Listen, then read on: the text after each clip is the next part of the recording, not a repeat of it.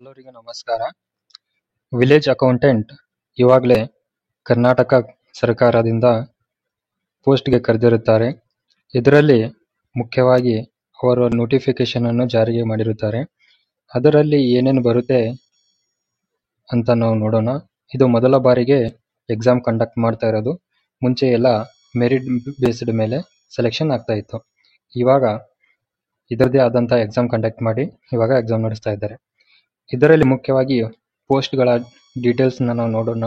Education eligibility ಏನಿರುತ್ತೆ, ಹಾಗೆ ಹೇಗೆ ಅಪ್ಲೈ ಮಾಡಬೇಕು, ಎಕ್ಸಾಮ್ ಪ್ರೊಸೀಜರ್ ಏನಿರುತ್ತೆ, ಮತ್ತು ಸಬ್ಜೆಕ್ಟ್ಗಳು ಏನೇನು ಇರುತ್ತೆ ಇದರಲ್ಲಿ ಮುಖ್ಯವಾಗಿ ಇದರಲ್ಲಿ, ಮತ್ತು ಕೊನೆಯದಾಗಿ ಇದರಲ್ಲಿ ಬರ್ತಕ್ಕಂಥ ಅಪ್ಲಿಕೇಶನ್ನ ನಾವು ಯಾವ ಥರ ಅಪ್ಲೋಡ್ ಮಾಡಬೇಕು, ಡಾಕ್ಯುಮೆಂಟ್ಸ್ ಏನು ರಿಕ್ವೈರ್ಮೆಂಟ್ ಇರುತ್ತೆ, ಅದೇ ಥರ ಡಿಸ್ಟ್ರಿಕ್ಟ್ ವೈಸ್ ಎಷ್ಟು ಪೋಸ್ಟ್ ಬಿಟ್ಟಿರುತ್ತಾರೆ ಅದನ್ನು ಕೂಡ ನಾವು ಈ ನೋಟಿಫಿಕೇಶನ್ನಲ್ಲಿ ನೋಡ್ಕೊಳ್ಳೋಣ. ವಿಲೇಜ್ ಅಕೌಂಟೆಂಟ್ ಅನ್ನೋದು ಕರ್ನಾಟಕದಲ್ಲಿ ಬರತಕ್ಕಂಥ ಗ್ರಾಮ ಆಡಳಿತ ಅಧಿಕಾರಿ ಅನ್ನೋ ಹುದ್ದೆ. ಇದರಲ್ಲಿ 1000 ಹುದ್ದೆಗಳನ್ನು ಇಲ್ಲಿ ಸರ್ಕಾರದಿಂದ ಬಿಡುಗಡೆ ಮಾಡಿರುತ್ತಾರೆ. ಇದು ನೋಟಿಫಿಕೇಶನ್ PDF ನಾನು ಆಲ್ರೆಡಿ ನನ್ನ ಟೆಲಿಗ್ರಾಮ್ ಚಾನಲ್ನಲ್ಲಿ ಹಾಕಿದ್ದೇನೆ. ನೀವು ಕೆಳಗೆ ಕೊಟ್ಟಿರುವಂಥ ಡಿಸ್ಕ್ರಿಪ್ಷನ್ನಲ್ಲಿ ಅಲ್ಲಿ ಏನೇನು ಯಾವ ಎಕ್ಸಾಮ್ ನಡೆಯುತ್ತೆ ಅದು ಎಕ್ಸಾಮ್ದ ಇನ್ಫಾರ್ಮೇಷನ್ ಎಲ್ಲ ಕೂಡ ಅಲ್ಲಿ ನೀವು ತಗೊಳ್ಬೋದು. ಇದರಲ್ಲಿ ಮುಖ್ಯವಾಗಿ ಏನು ಬರುತ್ತೆ ಅಂದರೆ, ಕೊನೆಯ ವರ್ಷ ಇದು ಮೆರಿಟ್ ಬೇಸ್ ಮೇಲೆ ಇರ್ತಾ ಇತ್ತು PUC ಎಕ್ಸಾಮ್ ಮೇಲೆ. ಇವಾಗ ಬೇರೆ ಬೇರೆ PUCದೇ ಈಕ್ವಾಲೆಂಟ್ ಆಗಿರುವಂಥ ವಿದ್ಯಾರ್ಹತೆಯನ್ನು ಬೇರೆ ಇದಕ್ಕೂ ಕೂಡ ಕೊಟ್ಟಿರುತ್ತಾರೆ. ಇದರಲ್ಲಿ CBSE ಇಂದ ಓದಿರೋರು, 3 ವರ್ಷ ಡಿಪ್ಲೊಮಾ ಮಾಡಿದವರು, ಮತ್ತು NIOSನಿಂದ ಕಲಿತವರು, ಅದ್ರ ಜೊತೆಗೆ ಈ PUC ಮಾಡಿರುತ್ತಾರಲ್ಲ ಅವ್ರ ಜೊತೆ ಇವಾಗ ಕಾಂಪಿಟೇಷನ್ ಸ್ವಲ್ಪ ಎಜುಕೇಷನ್ ನಲ್ಲಿ ಜಾಸ್ತಿ ಆಗಿರುತ್ತೆ. ಇದು ಎಜುಕೇಷನ್ಗೆ ಬೇಕಾಗಿರುವಂಥ ಮಾಹಿತಿ. ಇಲ್ಲಿ ಯಾವಾಗ ಬಿಡುಗಡೆ ಆಗುತ್ತೆ ಅಂದರೆ, ಇದೇ ಬರುವಂಥ ಮಾರ್ಚ್ 4ನೇ ತಾರೀಕಿಂದ ಇದು ಅಪ್ಲಿಕೇಶನ್ ಸ್ಟಾರ್ಟ್ ಆಗುತ್ತೆ. ಕೊನೆಯ ಡೇಟ್ ಏನಂದರೆ 3ನೇ ತಾರೀಕು ಇರುತ್ತೆ, ಏಪ್ರಿಲ್. ಇದರಲ್ಲಿ ಈ ಅಪ್ಲಿಕೇಶನ್ ಬಿಟ್ಟಿದ ಮೇಲೆ ನೀವು ಹಾಕ್ಬೋದು. ಇದಕ್ಕೆ ಬೇಕಾಗಿರುವಂಥ ಶುಲ್ಕದ ಮಾಹಿತಿ ಎಷ್ಟಿರುತ್ತೆ ಅಂದರೆ, ಬೇರೆ ಕೆಟಗರಿಗೆ ಮತ್ತು ಇಲ್ಲಿ SC ST ಕೆಟಗರಿ ಕೂಡ ಇಲ್ಲಿ ಬರೆದಿರ್ತಾರೆ, ಒಂದ್ಸಲ ನೋಡ್ಕೊಳ್ಳಿ. ಮುಖ್ಯವಾಗಿ ಮಾತಾಡಬೇಕಂದ್ರೆ, ಇದು ಹಿಂದೆ ಆಗಿರುವಂಥ ಸೆಲೆಕ್ಷನ್ ಪ್ರೊಸೀಜರ್ನಲ್ಲಿ ಯಾವ ಥರ ಬೇಸ್ಡ್ ಇರ್ತಾ ಇತ್ತು ಅಂದರೆ, ಜಾಸ್ತಿ ಯಾರು ಅಂಕಗಳನ್ನು ಪಡೆದಿರ್ತಾರೆ ಅದರ ಮೆರಿಟ್ ಬೇಸ್ಡ್ ಮೇಲೆ ಇದು ಆಧಾರಿತವಾಗಿ ಮೊದಲು ಎಕ್ಸಾಮ್ಸ್ಗಳು ನಡೀತಾ ಇತ್ತು. ಇವಾಗ ಇದನ್ನು ಕರ್ನಾಟಕ ಸರ್ಕಾರ ಸ್ಪರ್ಧಾತ್ಮಕ ಪರೀಕ್ಷೆ ವಿಧಾನ ಪ್ರಕಾರ ಇವಾಗ ಇದನ್ನು ಸೆಲೆಕ್ಷನ್ ಮಾಡಲಾಗುತ್ತಾ ಇದೆ. ಇದು ಆಫ್ಲೈನ್ ಬೇಸ್ಡ್ ಇರುತ್ತೆ.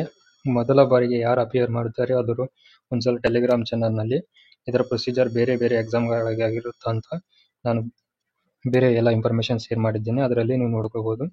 OMR ಬೇಸ್ಡ್ ಪೇಪರ್ಸ್ ಇರುತ್ತೆ, ಎಲ್ಲ ಕಡೆ ಎಕ್ಸಾಮ್ಸ್ ನಡೆಯುತ್ತೆ. ಇದರಲ್ಲಿ ಮುಖ್ಯವಾಗಿ ಏನಂದರೆ, ಕನ್ನಡ ಕಂಪಲ್ಸರಿ ಪೇಪರ್ನ ಕೇವಲ ಬಹುವಾಕ್ಯ ಅಂದರೆ MCQ ಬೇಸ್ಡ್ ಮೇಲೆ ಇದು ಪೇಪರ್ ನಿರ್ಧಾರವಾಗಿರುತ್ತೆ. ಇದರಲ್ಲಿ 150 ಗರಿಷ್ಠ ಅಂಕಗಳು ಇರುತ್ತೆ. ಅದಕ್ಕೆ ಮಿನಿಮಮ್ ಅಂದರೆ ನೀವು 50 ಮಾರ್ಕ್ಸ್ ಅನ್ನೋದು ನೀವು ತಗೊಳ್ಬೇಕಾಗುತ್ತೆ. ಇದಾದಮೇಲೆ 2 ಪೇಪರ್ಸ್ ಮತ್ತೆ ಇರುತ್ತೆ. ಇದರಲ್ಲಿ ಪೇಪರ್ 1 GK ಇರುತ್ತೆ, ಪೇಪರ್ 2 ಕಮ್ಯುನಿಕೇಷನ್ ಪೇಪರ್ಸ್ ಅಂತ ಇರುತ್ತೆ. ಈ 2 ಪೇಪರ್ ಬಗ್ಗೆ ಡೀಟೇಲ್ ಆಗಿ ಡಿಸ್ಕಷನ್ ಮಾಡೋಣ. ಮುಖ್ಯವಾಗಿ ಈ ಪಾಯಿಂಟ್ ನೋಡ್ಕೊಳ್ಳಿ, ಕನ್ನಡದ ಯಾವುದೇ ಥರ ನೀವು ಪಡೆದಂಥ ಅಂಕಗಳನ್ನು ಆಯ್ಕೆ ಪಟ್ಟಿಗೆ ಪರಿಗಣಿಸುವುದಿಲ್ಲ. ಹೌದಾ? ಇದಾದಮೇಲೆ ಪತ್ರಿಕೆ 1ರಲ್ಲಿ ನೋಡಬೇಕಾದ್ರೆ ನೀವು GK ಪೇಪರ್ ಇರುತ್ತೆ. ಇದು 100 ಮಾರ್ಕ್ಸ್ನ 100 ಕ್ವಶನ್ಗಳಿರುತ್ತೆ. 2 ಗಂಟೆ ನಿಮಗೆ ಟೈಮ್ ಇರುತ್ತೆ. ಇದರಲ್ಲಿ ಮುಖ್ಯವಾಗಿ ವಿಷಯಗಳು ಸಬ್ಜೆಕ್ಟ್ಗಳು ಏನೇನು ಬರುತ್ತೆ ಅಂದರೆ, ಕರೆಂಟ್ ಅಫೇರ್ಸ್ ಇರುತ್ತೆ. ನೀವು ಕರೆಂಟ್ ಅಫೇರ್ಸ್ಗಳು ಓದ್ಕೋಬೇಕು. ಮತ್ತು ಇದರಲ್ಲಿ ದೈನಂದಿನ ಗ್ರಹಿಕೆ ವಿಷಯಗಳ ಬಗ್ಗೆ ಮಾತಾಡಬೇಕಂದ್ರೆ, ಭಾರತದ ಸಂವಿಧಾನ, ಭಾರತದ ಇತಿಹಾಸ, ಭೂಗೋಳಶಾಸ್ತ್ರ ಮತ್ತು ರಾಜ್ಯಶಾಸ್ತ್ರ, ಮುಖ್ಯವಾಗಿ ಈ ಸಬ್ಜೆಕ್ಟ್ಗಳ ಬಗ್ಗೆ ನಿಮಗೆ ಗೊತ್ತಿರಬೇಕು. ಕರ್ನಾಟಕದ ಆದಂಥ ಗ್ರಾಮೀಣ ಅಭಿವೃದ್ಧಿ, ಪಂಚಾಯತ್ ರಾಜ್ಗಳು ಮತ್ತು ಕರ್ನಾಟಕದ ಆದಂಥ ಆರ್ಥಿಕತೆ, ಇದರಲ್ಲಿ ಕರ್ನಾಟಕದ ಪರಿಸರ, ಈ ಎಲ್ಲ ವಿಷಯಗಳನ್ನು GK ಪೇಪರ್ನಲ್ಲಿ ಒಳಗೊಂಡಿರುತ್ತೆ. 2ನೇ ಪೇಪರ್ ಬಗ್ಗೆ ಮಾತಾಡಬೇಕಂದ್ರೆ, ಈ ಕಮ್ಯುನಿಕೇಷನ್ ಬೇಸ್ಡ್ ಪೇಪರ್ ಇರುತ್ತೆ. ಇದರಲ್ಲಿ ಕನ್ನಡ, ಇಂಗ್ಲೀಷ್ ಮತ್ತು ಕಂಪ್ಯೂಟರ್ ಪೇಪರ್ಸ್ಗಳು ಇರುತ್ತೆ. ನನ್ನ ಟೆಲಿಗ್ರಾಮ್ ಚಾನಲ್ನಲ್ಲಿ ನೀವು ಜಾಯಿನ್ ಆದಮೇಲೆ ಅಲ್ಲಿ ವಿಲೇಜ್ ಅಕೌಂಟೆಂಟ್ ಅನ್ನೋ ಪಿನ್ಡ್ ಮೆಸೇಜ್ ಸಿಗುತ್ತೆ ನಿಮಗೆ. ಅದರಲ್ಲಿ ಎಲ್ಲ ಮಾಹಿತಿಯನ್ನು ನಾನು ಒಂದೇ ಕಡೆ ಸ್ಟೋರ್ ಮಾಡಿದ್ದೇನೆ. ಅದನ್ನು ನೀವು ಪ್ರಿಪ್ರೇಷನಲ್ಲಿ ಯೂಸ್ ಮಾಡ್ಕೊಳ್ಬೋದು. ಮುಂದೆ ನೋಡಬೇಕಾಗಿತ್ತು ಅಂದರೆ, ಇದರಲ್ಲಿ ನೆಗೆಟಿವ್ ಮಾರ್ಕ್ಸ್ಗಳು ಕೂಡ ಇರುತ್ತೆ. ನೆಗೆಟಿವ್ ಮಾರ್ಕ್ಸ್ ಮುಖ್ಯವಾಗಿರುತ್ತೆ. ಇದರಲ್ಲಿ 1/4 ನೆಗೆಟಿವ್ ಮಾರ್ಕ್ಸ್ ಇರುತ್ತೆ. ಇದನ್ನು ನೀವು ನೋಡ್ಕೊಳ್ಬೋದು. 1/4 ನಿಮಗೆ ಅಂದರೆ 4 ನಿಮ್ಮ ಆನ್ಸರ್ಗಳು ತಪ್ಪಾದರೆ ಅದರಲ್ಲಿ ನಿಮಗೆ ಒಂದು ಸರಿಯಾಗಿರುವಂಥ ಪ್ರಶ್ನೆಗೆ ಸರಿಯಾದ ಉತ್ತರವನ್ನು ನಿಮಗೆ ಕಡಿತ ಮಾಡಲಾಗುತ್ತೆ. ಇದೇ ಥರ ಮಾತಾಡಬೇಕಾಗಿತ್ತು ಅಂದರೆ ಬೇರೆ ಬೇರೆ ಜಾತಿಯ ಮೇಲೆ ಇಲ್ಲಿ ರಿಸರ್ವೇಷನ್ ಕೂಡ ಇರುತ್ತೆ. ನೀವು ಮುಖ್ಯವಾಗಿ ನೋಡಬೇಕಾಗಿತ್ತು ಅಂದರೆ ಗ್ರಾಮೀಣ ಅಭ್ಯರ್ಥಿ ಯಾರಾದರೂ ಓದ್ತಾ ಇದ್ರೆ ಅಂದರೆ 1ನೇ ತರಗತಿಯಿಂದ 10ನೇ ತರಗತಿವರೆಗೆ ಕನ್ನಡ ಮಾಧ್ಯಮ ರೂರಲ್ ಗ್ರಾಮೀಣದಲ್ಲಿ ಓದಿರುವಂಥ ವಿದ್ಯಾರ್ಥಿಗಳಿಗೆ ಕೂಡ ರಿಸರ್ವೇಷನ್ ಇರುತ್ತೆ. ಇದರಲ್ಲಿ ಹೈದರಾಬಾದ್ ಕರ್ನಾಟಕದ ಯಾವುದೇ ಕ್ಷೇತ್ರದಲ್ಲಿರುವಂಥ ಎಲ್ಲರಿಗೂ ಇಲ್ಲಿ ರಿಸರ್ವೇಷನ್ ಇರುತ್ತೆ. ಮತ್ತು ಕನ್ನಡ ಮಾಧ್ಯಮ 1ನೇ ತರಗತಿಯಿಂದ 10ನೇ ತರಗತಿಯಲ್ಲಿ ವ್ಯಾಸಂಗ ಮಾಡಿರುವಂಥ ಅಭ್ಯರ್ಥಿಗಳಿಗೆ ಇಲ್ಲಿ ರಿಸರ್ವೇಷನ್ ಕೂಡ ಇರುತ್ತೆ. ಇದು ಮುಖ್ಯವಾದಂಥ ರಿಸರ್ವೇಷನ್. ಮತ್ತು ಇದೇ ಥರದಂಥ ಬೇರೆ ಕೆಟಗರಿಗೆ ಇಲ್ಲಿ ರಿಸರ್ವೇಷನ್ ಇರುತ್ತೆ. ಇದು ಟೆಲಿಗ್ರಾಮ್ ಚಾನಲ್ನಲ್ಲಿ ಯೂಸ್ ಮಾಡ್ಕೊಳ್ಬೋದು. ನಾನು ಈ PDF ಡೌನ್ಲೋಡ್ ಮಾಡ್ಕೊಳ್ಳಿ, ಒಂದ್ಸಲ ಓದಿ. ಮೊದಲ ಬಾರಿಗೆ ಯಾರು ಅಪಿಯರ್ ಆಗ್ತಾ ಇದ್ದಾರೆ ಅವರು ಓದ್ಕೊಳ್ಳಿ ಒಂದ್ಸಲ.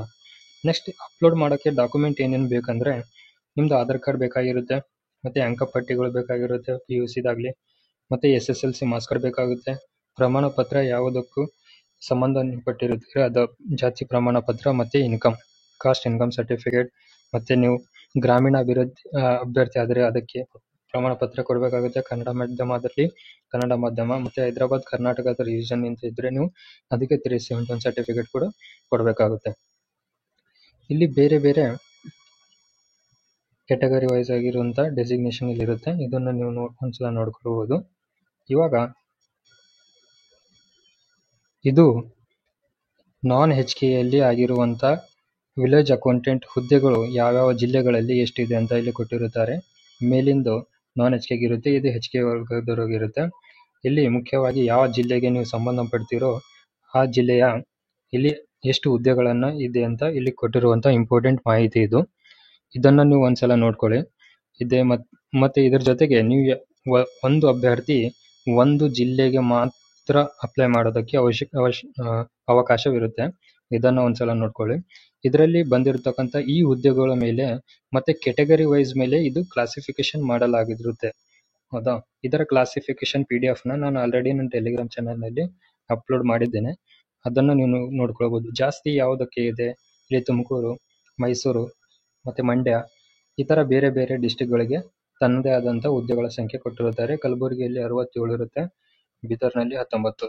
ಇದು ಮುಖ್ಯವಾಗಿ ಯಾವುದೇ ಡಿಸ್ಟಿಕ್ನಿಂದ ಇರುವಂಥ ಹುದ್ದೆಗಳು ಎಷ್ಟು ಅನ್ನೋದರ ಬಗ್ಗೆ ಇದು ಮಾಹಿತಿ.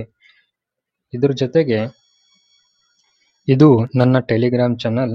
ಇಲ್ಲಿ ನೀವು ಬಂದ ಮೇಲೆ ಬೇರೆ ಇದು ಒಂದೇ ಥರ ಅಲ್ಲ, ವಿಲೇಜ್ ಅಕೌಂಟೆಂಟ್ ಒಂದೇ ಅಲ್ಲ, ಬೇರೆ ನೀವು ಯಾವುದೇ ಎಕ್ಸಾಮ್ಗೆ ಪ್ರಿಪರೇಷನ್ ಮಾಡ್ತಿರುವ ಅಭ್ಯರ್ಥಿಗಳು ಇದರಲ್ಲಿ ಎಲ್ಲ ಮಾಹಿತಿನ ನೀವು ಪಡೆದುಕೊಳ್ಳಬಹುದು. ಇಲ್ಲಿ ನಾನು ವಿಲೇಜ್ ಅಕೌಂಟೆಂಟ್ ಅನ್ನೋದು ಪಿನ್ಡ್ ಮಾಡಿ ಇಟ್ಟಿರೋದು. ಇದರಲ್ಲಿ ಒಂದ್ಸಲ ನೀವು ಕ್ಲಿಕ್ ಮಾಡಿದ್ಮೇಲೆ ಡೈರೆಕ್ಟ್ ಆ ಫೈಲ್ನ ಯಾವ ಥರ ಪೋಸ್ಟ್ನಲ್ಲಿ ಮಾಡಿರುತ್ತಾರೆ ಅದು PDF-ಗೆ ಬರುತ್ತೆ. ಇಲ್ಲಿ ಮುಖ್ಯವಾಗಿ ಅದರ ಕ್ಲಾಸಿಫಿಕೇಶನ್ ಬಗ್ಗೆ ಆಗಲಿ, ನೋಟಿಫಿಕೇಶನ್ ಬಗ್ಗೆ ಆಗಲಿ, ಪೋಸ್ಟ್ಗಳ ಬಗ್ಗೆ, ಅದಕ್ಕೆ ಆದಂಥ based previous year question papers ಮತ್ತು ಇಂಪಾರ್ಟೆಂಟ್ ಟಾಪಿಕ್ಸ್ ಏನೇನಿದೆ ಕಮ್ಯುನಿಕೇಶನ್ ಪೇಪರ್ಗೆ ಅದರದ್ದೇ ಆದಂಥ ಬುಕ್ಸ್ಗಳನ್ನು ಯಾವುದು ಓದಬೇಕು, ಮತ್ತು ಅದರದ್ದೇ ಆದಂಥ ಇಂಪಾರ್ಟೆಂಟ್ ಲಿಂಕ್ಸ್ ಕೂಡ ನಾನು ಇಲ್ಲೇ ಒಂದೇ ಕಡೆ ಅಪ್ಲೋಡ್ ಮಾಡಿದ್ದೇನೆ. ಇದೇ ಥರ ನೀವು ಬೇರೆ PSC ಆಗಲಿ, PDO ಆಗಲಿ, KPSC ಇವಾಗ KSನಲ್ಲಿ ಕರೆದಿರುತ್ತೆ, ಅದು ಯಾವುದೇ ಥರ ಎಕ್ಸಾಮ್ಗಳನ್ನು ಪ್ರಿಪರೇಷನ್ ಮಾಡ್ತಿದ್ರೆ ನನ್ನ ಟೆಲಿಗ್ರಾಮ್ ಚಾನಲ್ನಿಂದ ನೀವು ಪ್ರತಿಯೊಂದು ಮಾಹಿತಿನ ಪಡೆದುಕೊಳ್ಳಬಹುದು. ಇದಷ್ಟು ಮಾಹಿತಿ ವಿಲೇಜ್ ಅಕೌಂಟೆಂಟ್ಗೆ ಸಂಬಂಧಪಟ್ಟಿರುತ್ತೆ. ಇದು ಜಸ್ಟ್ ನೋಟಿಫಿಕೇಶನ್ ಇರುತ್ತೆ. ಮುಂದೆ ಬರುವಂಥ ದಿನಗಳಲ್ಲಿ ನಿಮಗೆ ಅದಕ್ಕೆ ರಿಸೋರ್ಸ್ ಏನೇನು ಬೇಕು ಮತ್ತು ಸಬ್ಜೆಕ್ಟ್ದು ಏನು ಸಿಲೆಬಸ್ ಇರುತ್ತೆ ಅದೆಲ್ಲ ನಾನು ಮುಂದಿನ ಇನ್ನೊಂದು ವಿಡಿಯೋದಲ್ಲಿ ಮಾಡ್ತೀನಿ. ಇದಷ್ಟು ಜಸ್ಟ್ ಕ್ಲಾಸಿಫಿಕೇಶನ್ ಇರುತ್ತೆ. ಆಲ್ಮೋಸ್ಟ್ ಆಲ್ ನಿಮಗೆ ನನ್ನ ಟೆಲಿಗ್ರಾಮ್ ಚಾನಲ್ನಲ್ಲಿ ನಿಮಗೆ ಸಿಲೆಬಸ್ ಆಗಲಿ, ಸಬ್ಜೆಕ್ಟ್ಗಳು ಏನೇನು ಓದಬೇಕು, ಎಲ್ಲ ಯಾವುದು ಬುಕ್ ಓದಬೇಕು ಅದೆಲ್ಲ ನನ್ನ ಟೆಲಿಗ್ರಾಮ್ ಚಾನಲ್ನಲ್ಲಿ ಸಿಗುತ್ತೆ. ಟೈಮ್ ಟು ಟೈಮ್ ಅಪ್ಡೇಟ್ ಆಗ್ತಾ ಇರುತ್ತೆ. ನೀವು ಅಲ್ಲಿಂದ ಯಾವುದೇ ಇನ್ಫಾರ್ಮೇಷನ್ನ ನೀವು ತೊಗೊಳ್ಬೋದು. ಮುಂದೆ ಬರುವಂಥ ದಿನಗಳಲ್ಲಿ KPSCಯಿಂದ ಕರೆದಿರುವಂಥ KAS ಹುದ್ದೆಗೆ ಬೇಕಾಗಿರುವಂಥ ಎಲ್ಲ ಮಾಹಿತಿನ ನಾವು ಮುಂದಿನ ವಿಡಿಯೋದಲ್ಲಿ ಮಾತಾಡೋಣ.